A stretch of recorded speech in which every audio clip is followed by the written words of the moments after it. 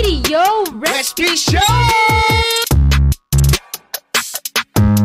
Hi everyone and welcome sa isa na namang episode ng Radio Recipe Show! I'm your host for today's episode, Attorney Lane, and I'm with Attorney Eman, Attorney Gonzalo. And today we're going to talk about legal defense strategies for lenders. So para to sa mga nagpapautang. Kasi last time, we would look at our comment section.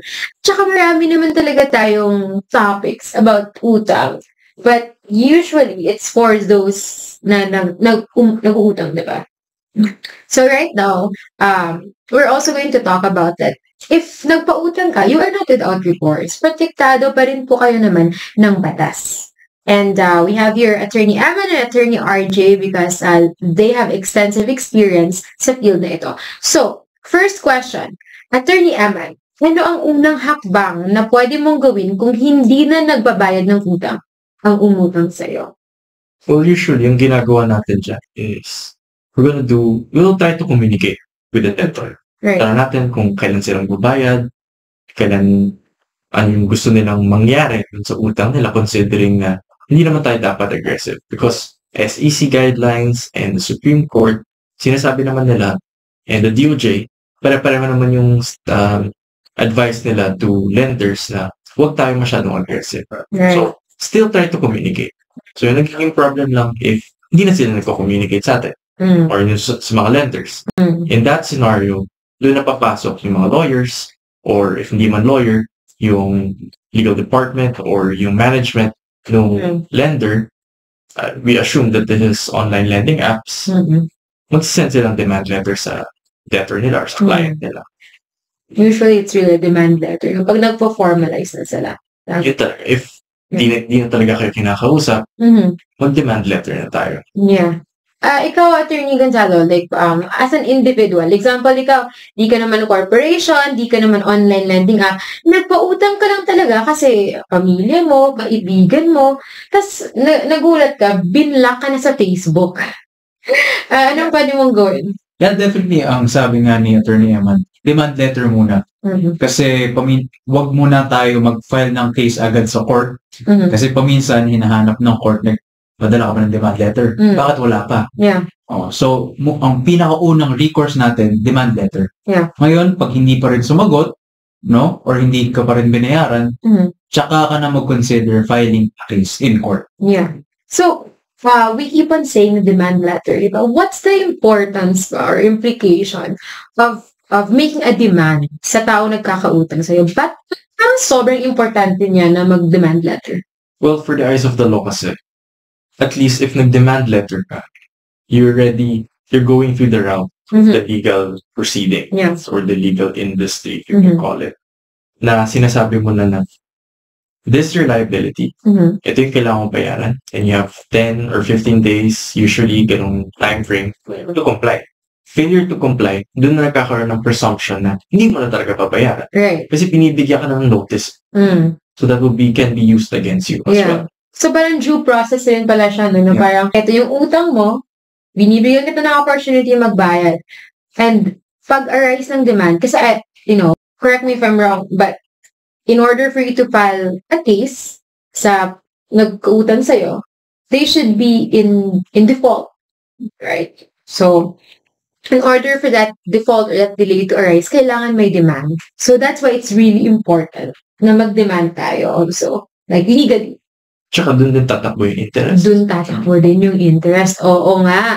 Kasi, the interest will now constitute as damages na. We'll talk about this more later. Actually, that's our next question. Alright, so according sa batas natin, Article 1159 of the Civil Code states that obligations, kasama na yung mga utang, diba?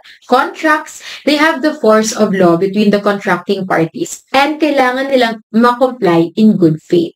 But also, according sa Civil Code, hindi pwedeng sumingil ng interest unless it has been expressly stipulated in writing. Yung ibig sabihin nun, if umutang ako sa'yo, for example, nagutang ako ng 10,000 sa'yo, tapos bayaran kita next week, kung hindi natin nilagay yan sa kasulatan or agreement na may 6% interest pala yan, hindi ka pwedeng sumingil sa akin ng 6% ng 10,000 next week. Kasi kailangan nakasulat yan. But, then again, according yun sa civil code, kailangan i-comply ng parties in good faith yung utang na yan. And that's why there are certain instances na pwedeng kahit hindi nag-agree, magsisingil ng interest. But this time, it's because of damages. Attorney Eman, can you expound on that? Okay. So, yun nga, sinabi ni Attorney Lane, if the contract or the loan agreement did not stipulate any percentage kung magkano yung interest na babayaran in case of default or failed to pay the installments, doon papasok ang legal interest. Ang legal interest natin is 6% per annum. Right. Sabihin nun, naka-spread out yun for 1 year.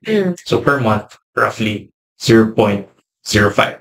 Papasok lang to if nagkaroon ka ng extrajudicial demand for payment. Right. Extrajudicial demand for payment is the demand letter. Meaning no extrajudicial, meaning outside of court. Outside of court, nag-demand ka na, nabayaran mo na. And from there, dun may kita ni judge mo, nag-demand letter ng this date, hindi ka nagbayad. Default. You're in default. Yeah. So, mag-run na yung interest. So, yun na yung sinasabi ni Attorney Lane na damages with respect to the failure of one of the parties, which is in this case, yung debtor, or yung umutang, to comply with the obligation or the contract in good faith. Right. So, just remember that, for debtors, hindi po pwede na may interest kayo if hindi po naging part ng kasulatan ninyo.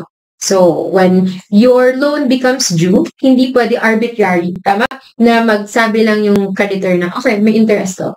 Hindi allowed naman yun, according to our civil code. But, if meron na po kayong default or legal delay, doon na po pwede na magka-interest for damages. Kasi hindi niyo po na-comply yung obligation nyo in good faith.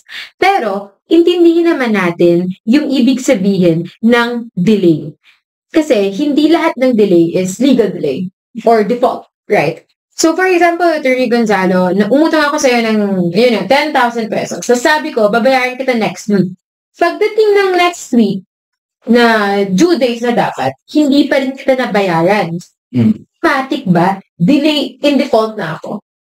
Not necessarily. Kailangan mo pa rin siya singilin nung after the time na sinabi niya magbabayad siya.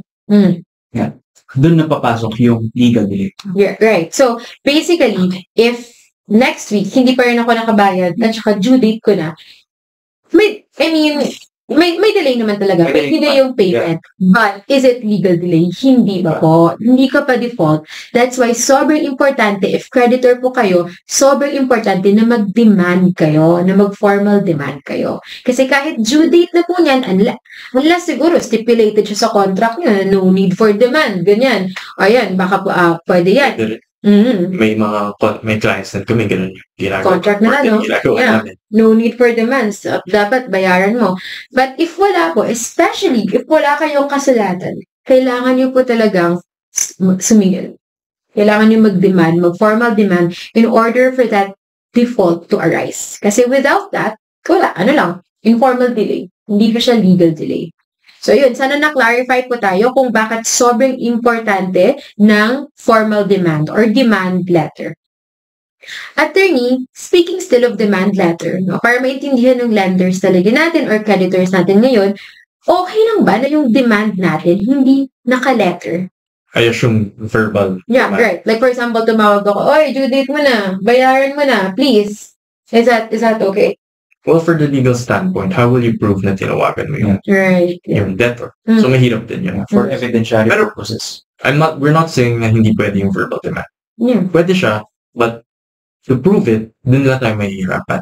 Kasi it's your word against mine. So, it's still preferred to go through the paper process. Written pa rin. Yung written demand letter para mapapakita nyo kay judge. Mapapakita nyo dun sa umutang sa inyo na, nag-demand na kami. So, babayaran mo na kami yung principal and yung interest as damages. Right, yeah. Alright.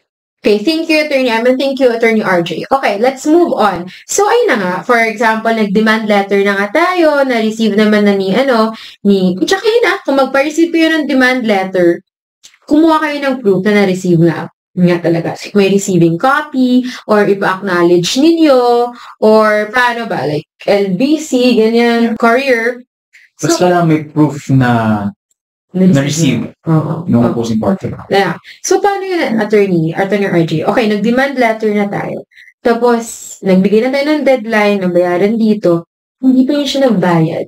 Worse! Naglaho siya. So, ano na next natin nagagawin?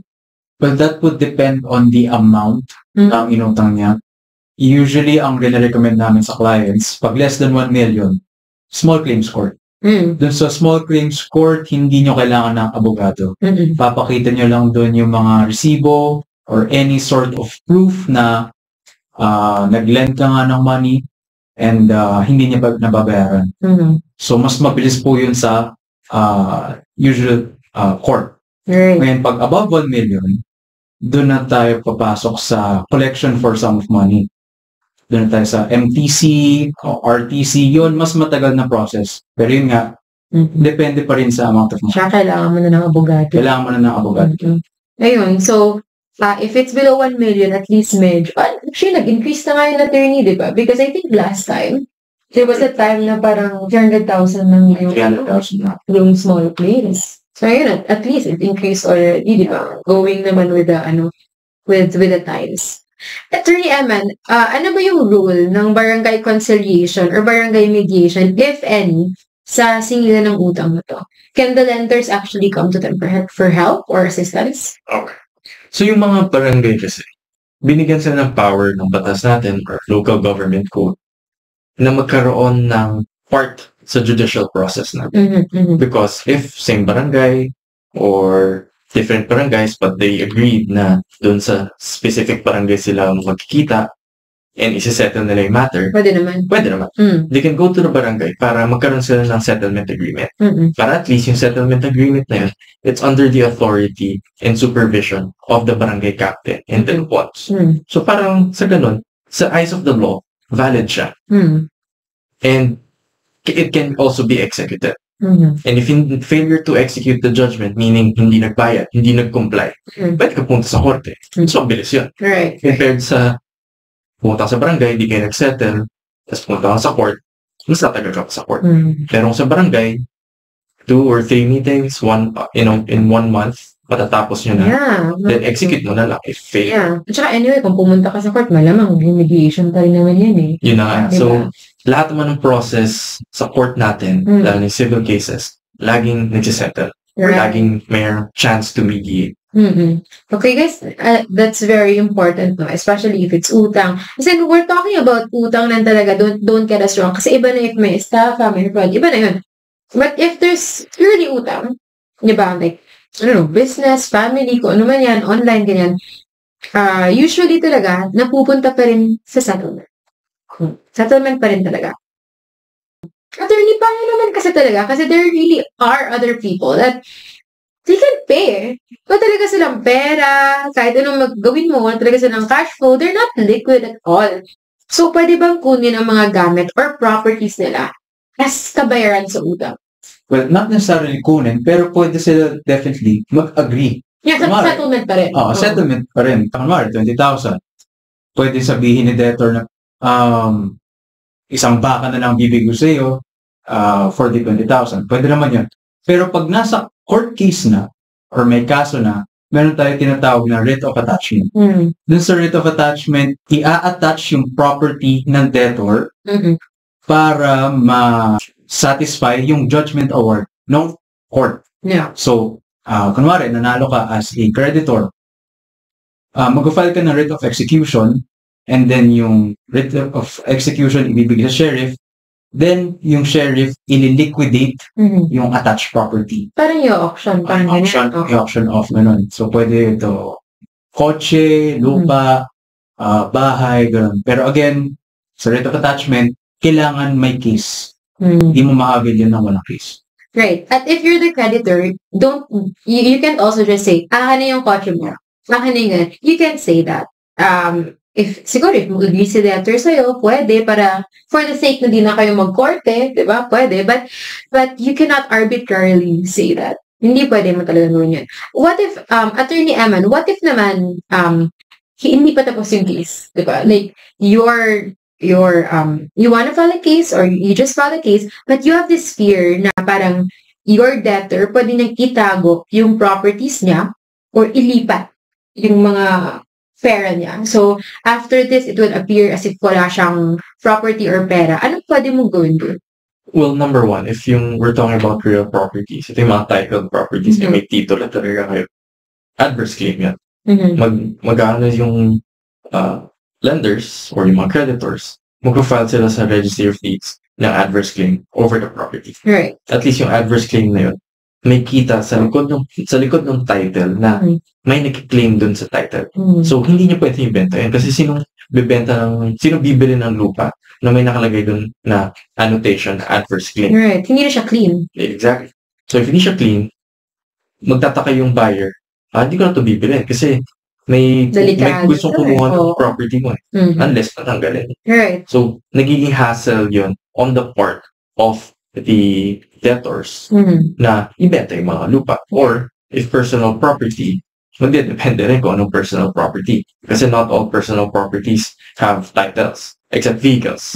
Pero say, paintings, couches, cellphone, laptop, hindi naman hindi naman na-determine kung kanino ba talaga may-ari. So, yun yung magiging difficult part. Yeah. But, regardless, dun sa process ng execution, meron din naman tayong bank accounts.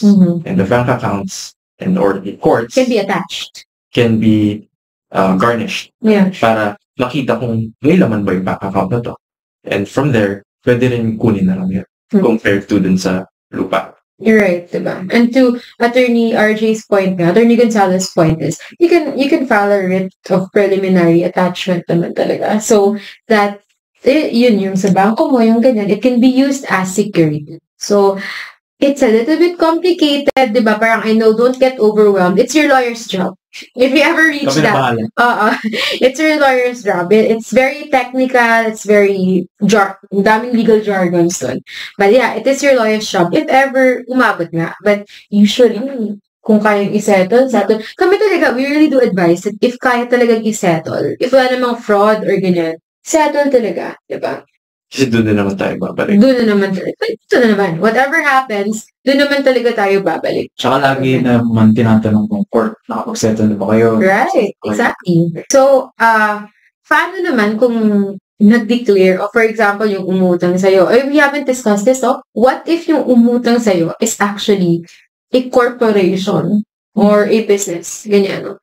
Actually, that's usually easier compared sa individual kasi hindi agad-agad makatakas ng corporation. Yeah, but there's this risk is if mag-file sila ng well, some people know it as bankruptcy, but the legal term for it talaga is insolvency. If mag-file sila ng insolvency, may chance ka bang mabawi yung mga inutang? May chance kasi if nag-declare na may insolvency yung mga corporations natin, it doesn't mean wala na silang liability. Right. They can sell off their assets and maging liquid sila para may pambayad sila. Yeah. And may order naman yun ng kung sinong unang babayaran. And if they want to continue the business, they have to go to FRIA, diba? Or financial rehabilitation. And dito, insolvency act. Hindi na yung corporation yung kahandle nyo. Kahandle mo na is yung court. Right. Mag-appoint si court ng rehabilitator and siya yung mag-rehabilitate from the word itself ng corporation and yung assets niya to pay off the debts. Pero pag individual, yun po yung medyo mahirap. Yeah. But that's the risk of the business. At saka, ayun nga lang, once insolvent nga talaga, losing na talaga yung business, yung corporation, yung kalaban mo naman is yung siguro timeliness ng pagbayad, yung order mo sa bayaran. Kasi usually, if it's corporation, yung pinakauna talaga nila, yung mga taxes nila, wages nila, di ba? Yun yan. So, usually, yung creditor, medyo sa ilalim pa yan konti ng order ng babayaran. Kaya yun yung siguro kalaban mo. Not that you don't have any remedy, but siguro yung timeliness na lang, and there's also the possibility of completeness. Di ba? If wala talaga. There's also that possibility of completeness. Okay. Next question. May mga legal na paraan ba para makaiwas sa panloloko sa pagpapautang? Ano ang mga dapat tandaan? So, I guess attorneys this question was actually from one of our viewers who sent to us. This one is bordering kasi estafa na. There's fraud, there's deceit in here. We're not going to, we have another episode for estafa, so we're not going to discuss estafa in full here, but let's just touch it a little bit. Ano ba yung mga legal na paraan para makaiwas sa panloloko before sila magpautang? Well, definitely, ang pinakauna mong dapat gawin, background check talaga. Mag-conduct ka rin ng sarili mong due diligence. Huwag ka lang magpautang kani-kanino, kailangan matagal mo siyang kakilala, alam mo na may trabaho siya, may stable income, or business, or if necessary, kung hindi ka makapag-background check, humingi ka ng statement of account, bank statement, or anything to prove na pag nagpautang ka sa kanya, mababayaran ka. Right, yeah. Yun naman talaga. Yeah. Due diligence lang. Sabi at mTOR nga sabi nila. Buyer beware. Buyer beware. I mean, you're not buyer, but same concept applies. Na if you're, especially if parang, you are earning interest from these sa pinapautang mo or you don't want to lose money, you also have to conduct your due diligence. And syempre na rin, common sense din, actually. Because sometimes there really are things that are too good to be true. Too good to be true. Like, hindi porket may kontrata. Yeah, okay, magbabayad na to. Mali na naman yung kontrata, attorney. Bakit hindi nagbabayad? Kasi hindi ka nag-conduct ng due diligence. Wala talaga. Paano magbabayad yan? Kasi wala talagang capability na magbayad yan. Okay. Yeah. So, ayun na siguro dyan. Napapasok yung mga estafa, yung mga ganyan sa panloloko. But let's disregard panloloko. Let's look at legit utang. So we've discussed about corporations, business, ganyan. Pero what about sa kapamilya mo, sa friend mo? Ganyan, nang-utang sila for like, personal use, emergency, ganyan. Ano yung masasuggest mo? Realistically, Saan na natin? Ma-advise mo sa mga watchers natin? Realistically. Well, before tayo magpautang, kasi usually naman yung mga transactions na to is through Facebook Messenger, right, yeah. WhatsApp, Telegram, or verbal app. Gawa ka pa rin ng parang short statement na ako si ganito, ako yung creditor, nagpapautang ako sa pinsan ko, sa kapatid ko, sa magulang ko, sa pinsan ko. And palagi may amount. Kung kailan babayaran, lahat ng details ng inutang. Then, pa-acknowledge mo sa kanya. Papirmahan. Although hindi siya kontrata na legit na kontrata, but at least meron kang proof na may utang talaga. Kasi nagiging problem usually pag yung utangan is verbal or through Facebook Messenger lang. Proof mo lang is yung receipt of transfer. And that receipt of transfer is not sufficient enough to establish a creditor-debtor relationship. So, paggawa mo lang sila ng kahit anong short statement tapos ina-acknowledge yung statement para in case, hopefully hindi mangyari, na hindi sila makapagbayad or hindi na rin-up na kayo, hindi na kayo kinakausap, may basis kayo kung paano kayo babalik. And yung sinabi ni RJ, mag-isip kayo parang bangko. Huwag kayong basta-basta magpapauta. Research and study yung inuutangan, yung umuutang sa inyo para alam mo kung nasan bahay niya, alam mo kung saan siya nagtatrabaho, alam mo kung sino yung relatives niya, alam mo continuous income siya. So, protected ka in that sense. And pag-overthink ka na, this is the time that you overthink. Diba? What if hindi ako bayaran na to? Alam ko ba yung gagawin next ko? Yan. Then, dapat... Kasi kailangan may paper trail. Wag cash as much as possible. Kailangan bank transfer, wire transfer, GCash. Kung cash man, yung ginawa ng isang client ko, yung stacks of cash na pinautang niya, pinicturean niya katabi nung borrower. Yun ang naging proof niya para singilin yung grabe naman yung kliyente mo, attorney. Acknowledgement receipt will... Tapos yung borrower nakagano'n sa cash. May picture lang na short cash. Grabe. Overthinker rin yung mo.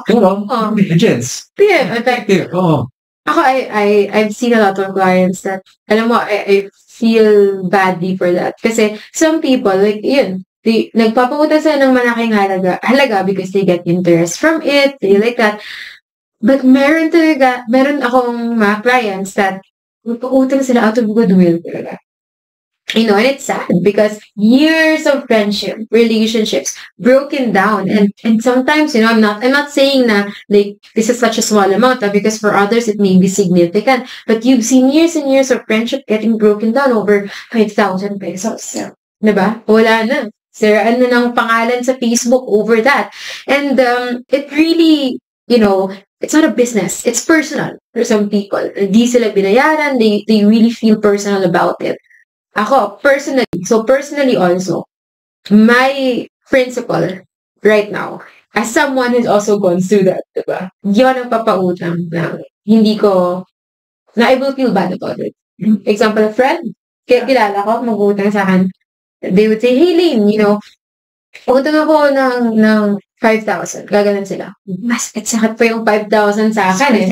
Actually. Oo, diba? Sabihin ko na lang, sorry, 2,000 lang yung budget ko ngayon. So, bigay ko yung 2,000. But, I can sleep well sa 2,000 na yun. Kasi parang, wala eh. Okay lang sa akin yung di mabayaran yung 2,000 na yun because it's an amount that I can spare. Yung conditioning ko sa mind ko. Kasi personal, to business eh. This is personal. Tulong ko na lang yan sa friend ko na yun. So, parang kailangan mo rin isipin na pag nagpautang ka ng pera, dapat lagi mong inisip, hindi na babalik sa iyo. Yeah, exactly. Same tayo ng principle. Oo. Lalo na sa mga friends ko. Hindi ko na ina-expect na babalik yan. Right. That's Kasi mas maganda isipin yun kaysa, babalik to, kaya na kaya. At sama ng loob mo, di ba? I personally experienced that. It's not actually the amount eh. And sama talaga ng loob mo na. For example, ako, this happened to me. May umutang sa akin ng 10,000 pesos. Yung binalik niya sa akin, 9,400 pesos. So may 600 pesos pa. And sama ng loob ko sa kanya. Ang binuulo. Oo. At saka napaka-negligible ng 600 pesos. Pero parang nang pinaparating siya eh.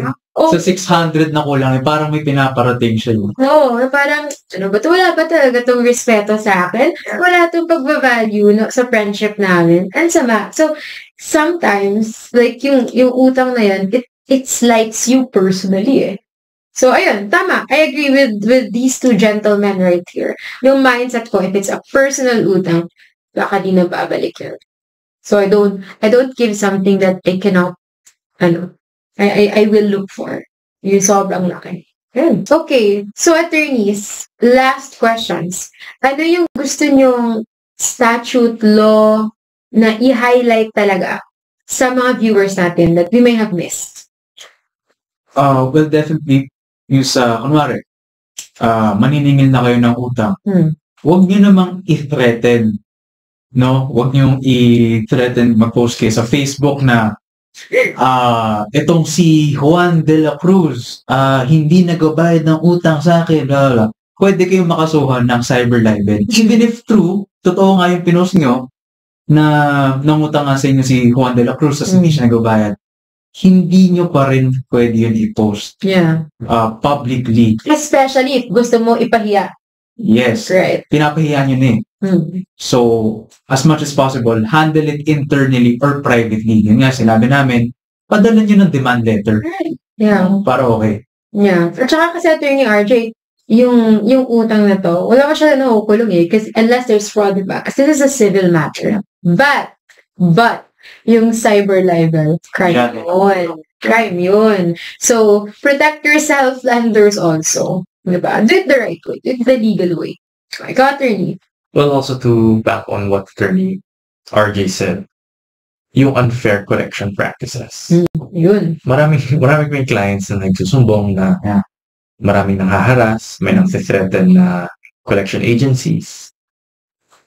Huwag niyo gawin yan. Because wala naman kayong makukuha doon. Meaning, sasabihin lang din namin sa clients namin na huwag kayong matakot sa threats nila. Because yung threats yun na papatay mo sila or tatawagin nila yung employer mo, it won't do anything. Hindi pa rin mababayaran yung utang. Probably mababayaran kasi natakot sila. But to what extent? So, yung collection practices based sa memorandums ng SEC, ng DOJ, fix yan. Dapat kailangan within a time frame na reasonable. That is 6 a.m. to 10 p.m. Yun lang yung period yun na mag-collect. Hindi kayo pwede collect after ng midnight. Makukulit kayo, tatawag kayo.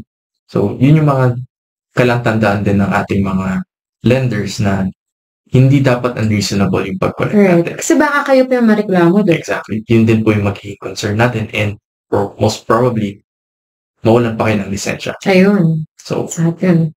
Mas masakit yun. Tama. And liable pa kayo for damages. That's right. And bad for you. And it has happened. So, please, lenders, do it the right way. I think that is the point nito eh. You have every and all relief in the book, in the law. Civil, criminal, if may panloloko, you have those. So, we do suggest, of course, that you do it the right way. So, yan. Ayun ha.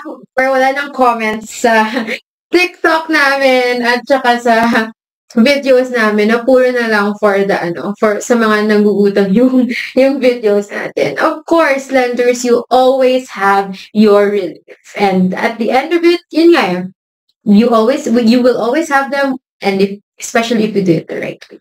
So once again, we hope that this episode has helped you, and see you next time for Radio Recipe Show! Radio Recipe Show!